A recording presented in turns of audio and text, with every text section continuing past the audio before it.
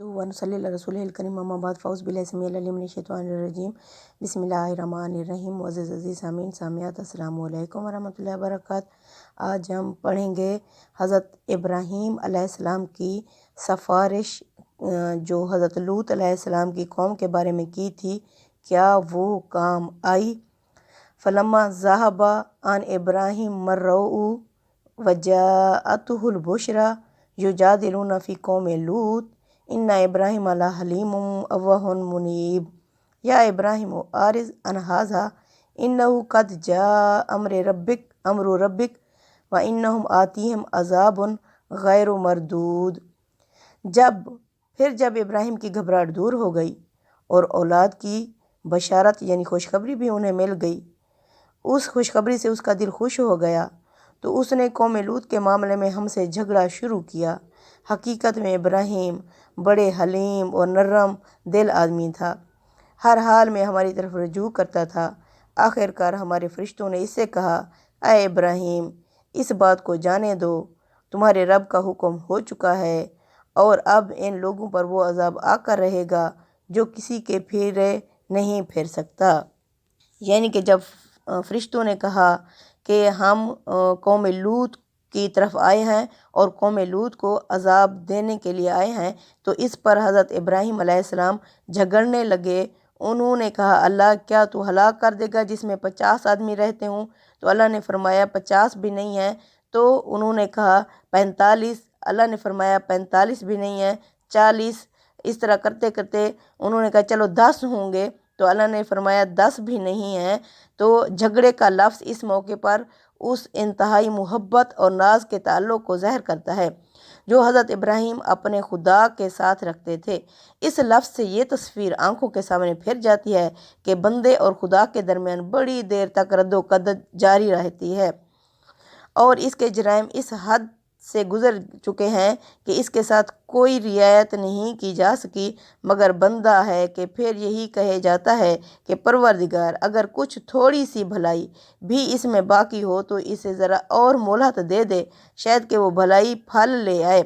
Bible میں اس جھگڑے کی بہت زیادہ تفصیل کی گئی ہے۔ اس سلسلہ بیان میں حضرت ابراہیم کا یہ واقعہ خصوصاً قوم لوط کے قصے کی تمہید کے طور پر بظاہر کچھ بے جوڑ سا محسوس ہوتا ہے، یعنی بیچ میں یہ قصہ کیسے آ گیا، مگر حقیقت میں یہ اس مقصد کے لحاظ سے نہایت برمحل ہے جس کے لیے پچھلی تاریخ کے یہ واقعات یہاں بیان کیے جا رہے ہیں۔ یعنی ہر رسولوں کے اللہ تعالیٰ تفصیل کے ساتھ واقعات بیان کر رہے ہیں۔ اس کی مناسبت سمجھنے کے لیے حسب ذیل 2 باتوں کو پیش نظر رکھیے۔ مخاطب کون ہیں؟ قریش کے لوگ ہیں جو حضرت ابراہیم کے اولاد ہونے کی وجہ سے ہی تمام عرب کے پیرزادے،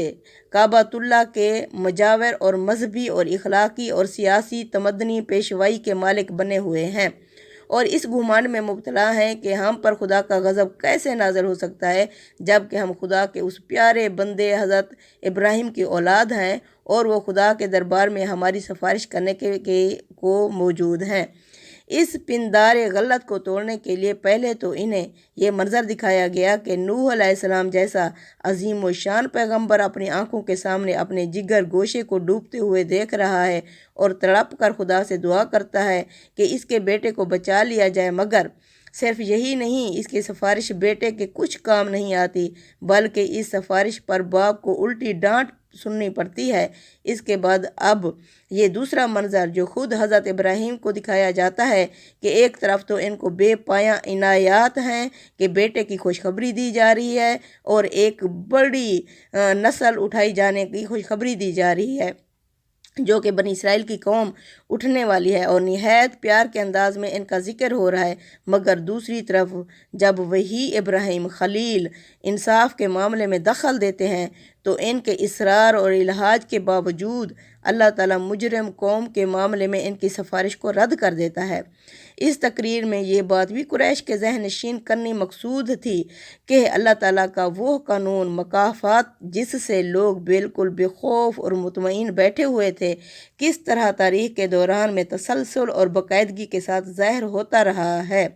اور خود ان کے گرد و پیش کے کیسے کیسے کھلے آثار موجود ہیں۔ ایک طرف حضرت ابراہیم ہیں جو حق اور صداقت کی خاطر گھر سے بے گھر ہو کر ایک اجنبی ملک میں مقیم ہیں، اور بظاہر کوئی طاقت ان کے پاس نہیں ہے، مگر اللہ تعالیٰ ان کے حسن و عمل کا یہ پھل ان کو دیتا ہے کہ بانجھ بیوی کے پیٹ سے بڑھاپے میں اسحاق علیہ السلام پیدا ہوتے ہیں، پھر ان کے ہاں یعقوب علیہ السلام کی پیدائش ہوتی ہے، اور ان سے بنی اسرائیل کی وہ عظیم و شان نسل چلتی ہے جس کی عظمت کے ڈنکے صدیوں تک 2000 سال تک اسی فلسطین اور شام میں بجتے رہے ہیں جہاں حضرت ابراہیم ایک بے خانمہ مہاجر کی حیثیت سے آ کر آباد ہوئے تھے۔ اللہ اکبر۔ دوسری طرف قوم لوط ہے جو اسی سرزمین کے ایک حصے میں اپنی خوشحالی پر مگن اور اپنی بدکاریوں میں مست ہے، دور دور تک کہیں بھی اس کو اپنی شامات اعمال کے آثار نظر نہیں آ رہے ہیں، اور لوط علیہ السلام کی نصیحتوں کو وہ چٹکیوں میں اڑا رہے ہیں،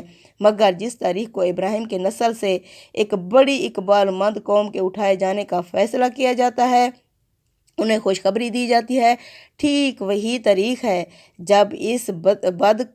بدکار قوم کو دنیا سے نیست و نابود کرنے کا فرمان جاری ہو جاتا ہے، اور وہ ایسے عبرت ناک طریقے سے فناہ کی جاتی ہے کہ آج کی بستیوں کا نشان کہیں ڈھونڈنے نہیں ملتا۔ یعنی اس قصے سے جو تفصیل معلوم ہوتی ہے وہ یہ کہ یہ فرشتے خوبصورت لڑکوں کی شکل میں حضرت لوط کے ہاں پہنچے تھے، اور حضرت لوط اس بات سے بے خبر تھے کہ یہ فرشتے ہیں۔ یہی سبب بنا تھا کہ ان مہمانوں کی آمد سے آپ کو سخت پریشانی اور دل تنگی لاحق ہوئی۔ اپنی قوم کو جانتے تھے کہ وہ کیسی بد کردار اور بدکار قوم ہے اور کتنی بے حیا ہو چکی ہے۔ غالباً یہ عذاب ایک سخت زلزلے اور آتش فشاں کی شکل میں آیا تھا۔ زلزلے نے ان کی بستیوں کو تلپٹ کر ڈالا تھا، اور آتش فشاں مادے کے پھٹنے سے ان کے اوپر زور کا پتھراؤ ہوا۔ پکی ہوئی مٹی کے پتھروں سے مراد وہ سنگ گیل کی پتھریاں ہیں جو آتش فشاں علاقے میں زیر زمین حرارت اور لاوے کے اثر سے پتھر کی شکل اختیار کر لیتی ہیں۔ آج تک بحر لوط کے جنوب اور مشرقی علاقے میں اس انفجار کے آثار ہر طرف نمایاں ہیں۔ یہ واقعہ اس سورہ میں لوگوں کو یہ سبق دینے کے لیے بیان کیا گیا ہے کہ تم کسی بزرگ کی رشتہ داری اور کسی بزرگ کی سفارش اپنے گناہوں کی پاداش سے تمہیں نہیں بچا سکتی۔ السلام علیکم ورحمۃ اللہ۔